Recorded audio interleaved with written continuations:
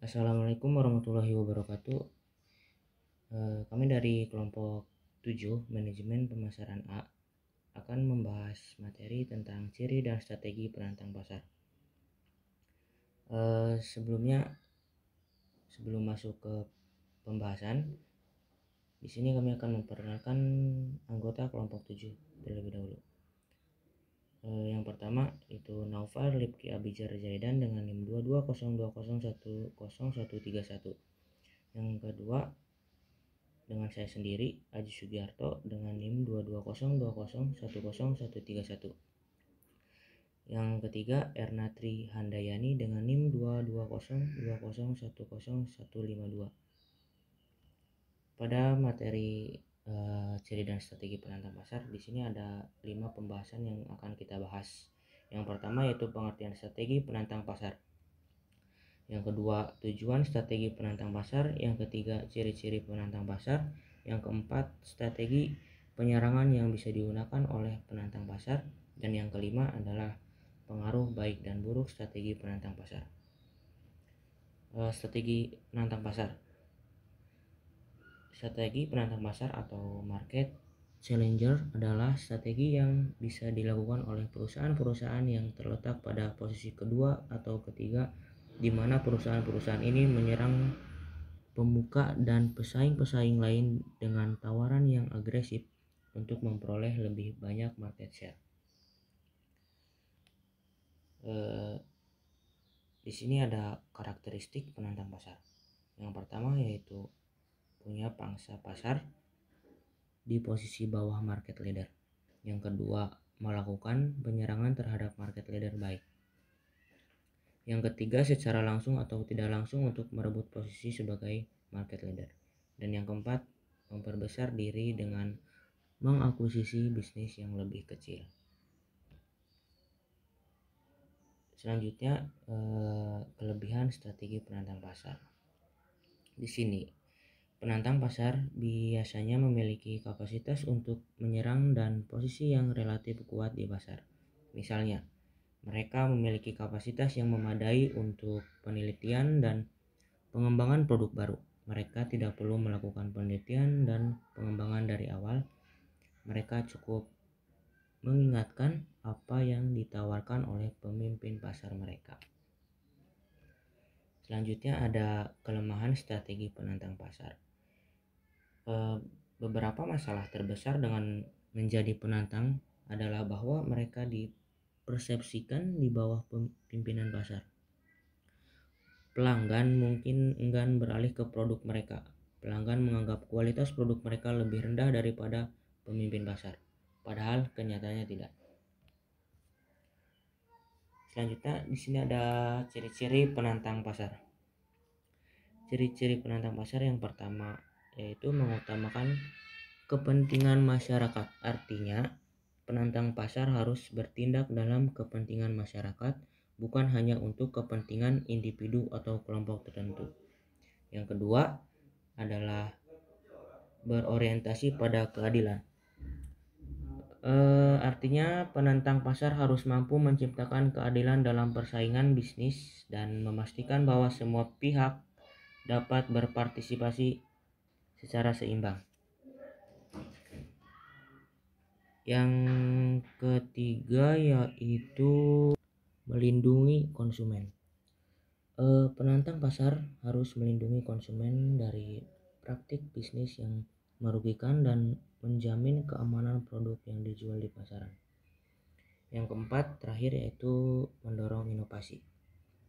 Artinya, penantang pasar harus mendorong inovasi dan persaingan yang sehat agar masyarakat dapat memperoleh manfaat dari adanya variasi produk dan harga yang lebih terjangkau. Dan di sini ada beberapa contoh penantang pasar. Yang pertama itu Pepsi. Pepsi adalah contoh penantang pasar yang mencoba mencuri pangsa pasar Coca-Cola dalam bisnis minuman ringan. Yang kedua adalah Nikon lebih banyak memproduksi kamera bagus daripada Leica. Dan yang ketiga, salah satu industri otomotif yaitu Toyota memproduksi lebih banyak mobil daripada General Motors.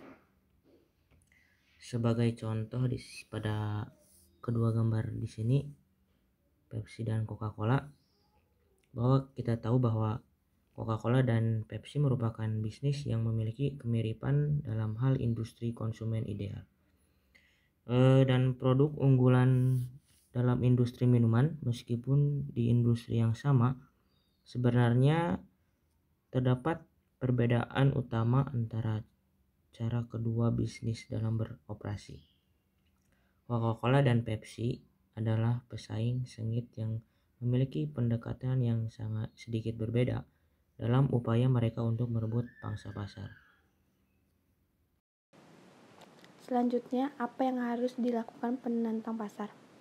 Yang pertama yaitu menyerang market leader, yang kedua mengakuisisi bisnis kecil, yang ketiga meniru strategi promosi, yang keempat memberi harga lebih murah, dan yang terakhir yaitu menghemat biaya. Selanjutnya, tujuan dan strategi penantang pasar. Dalam hal ini, penantang pasar berusaha untuk membangun sumber daya dan kapasitas terlebih dahulu. Begitu kuat, perusahaan dapat menggunakannya untuk menyerang pemimpin pasar secara langsung. Jadi, pada awal penerapan serangan bypass, penantang pasar menghindari persaingan langsung dengan pemimpin pasar. Kemudian langkah awal yang harus dilakukan oleh penantang pasar adalah menetapkan sasaran strategis. Jadi harus diarahkan pada sasaran yang jelas, menentukan dan bisa dicapai. Sasaran strategisnya adalah peningkatan bagian pasar dengan harapan bahwa hal itu akan menghasilkan profitabilitas yang lebih tinggi. Selanjutnya ada strategi penyerangan yang bisa digunakan oleh penantang pasar. Yang pertama yaitu menetapkan sasaran strategis dan lawan. Langkah awal yang harus dilakukan oleh penantang pasar adalah menetapkan sasaran strategis, jadi harus diarahkan pada sasaran yang jelas, menentukan dan bisa dicapai.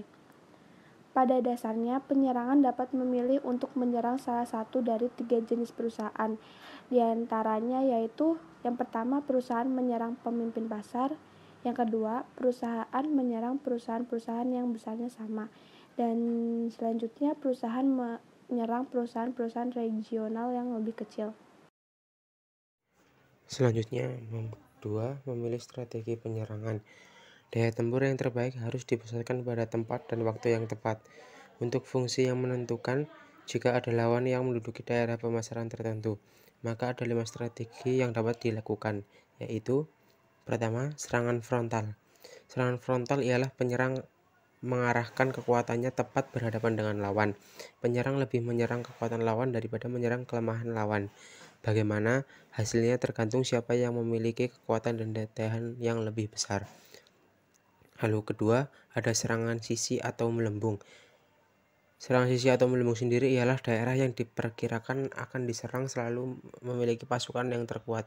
Jadi, perusahaan penyerang harus memiliki akal untuk mengetahui kelemahan perusahaan lawan. Yang ketiga ada serangan pengepung. Serangan pengepung ialah perusahaan penyerang berusaha menembus daerah pemasaran lawan. Strategi ini dijalankan dengan serangan besar-besaran terhadap berbagai front, sehingga lawan harus melindungi bagian depan, samping, dan belakang pada saat yang bersamaan. Lalu yang keempat yaitu serangan lintas.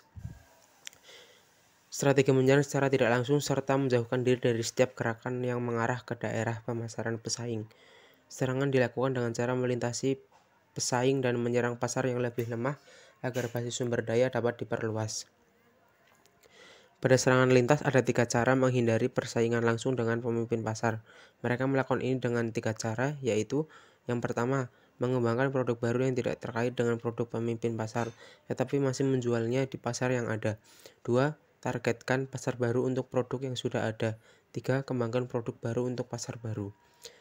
Lalu yang kelima ada serangan gerilya, khusus bagi perusahaan-perusahaan kecil terutama yang kekurangan modal untuk menyerang pasar. Serangan ini dilancarkan dengan serangan-serangan kecil dan terputus-putus pada berbagai wilayah lawan. Pengaruh baik dan buruk strategi penantang pasar. Strategi penantang pasar yang baik biasanya memiliki kapasitas untuk menyerang dan posisi yang relatif kuat di pasar. Misalnya mereka memiliki kapasitas yang cukup untuk penelitian dan pengembangan produk baru. Mereka tidak perlu melakukan penelitian dan pengembangan dari awal. Mereka hanya meningkatkan apa yang ditawarkan pemimpin pasar mereka. Strategi pasar yang buruk. Beberapa masalah terbesar dengan menjadi penantang adalah mereka dianggap di bawah pemimpin pasar. Pelanggan mungkin enggan untuk beralih ke produk mereka. Pelanggan menganggap kualitas produk mereka lebih rendah daripada pemimpin pasar, atau dalam kata lain, padahal sebenarnya tidak. Lalu yang terakhir ada kesimpulan. Strategi penantang pasar atau market challenger adalah strategi yang biasanya dilakukan oleh perusahaan-perusahaan yang terletak pada posisi kedua atau ketiga, di mana perusahaan-perusahaan ini menyerang pemuka dan pesaing-pesaing lain dengan tawaran yang agresif untuk memperoleh lebih banyak market share. Para penantang ini berambisi besar dan menggunakan sumber daya mereka yang lebih kecil dengan lebih baik, sementara pemimpin pasar menjalankan bisnis mereka seperti biasa. Sekian pembahasan tentang materi ciri dan strategi penantang pasar yang dapat kami sampaikan. Semoga materi yang kami sampaikan dapat diterima dengan baik dan dapat dipahami. Kurang lebihnya mohon maaf. Wassalamualaikum warahmatullahi wabarakatuh.